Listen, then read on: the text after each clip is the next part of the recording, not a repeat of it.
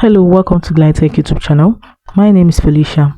In this video, I'll be sharing with you on how to fix ZArchiver access is denied problem. So the first thing you have to do is that you need to allow permission for ZArchiver to be able to read, modify, and delete files to access your phone files. So what you have to do here is this. You just have to allow access to manage all files. So you just have to turn it on this way, then you go back.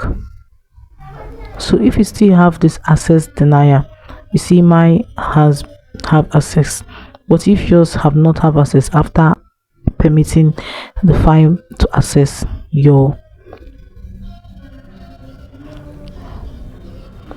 your ZArchiver to have access to your file management, all you have to do is this: go back, go to your phone settings.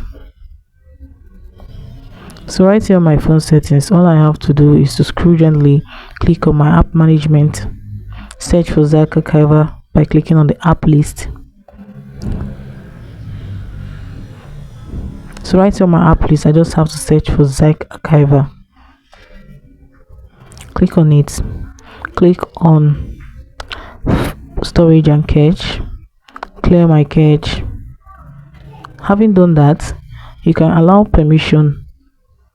Make sure that your permission is allowed. See, no permission denied. So for that reason, my ZArchiver I can have access to my ZArchiver. So let's go back and open my ZArchiver now. So as you see before now, you see it can open because I allowed my file to have access to my I allowed ZArchiver to have access to my file.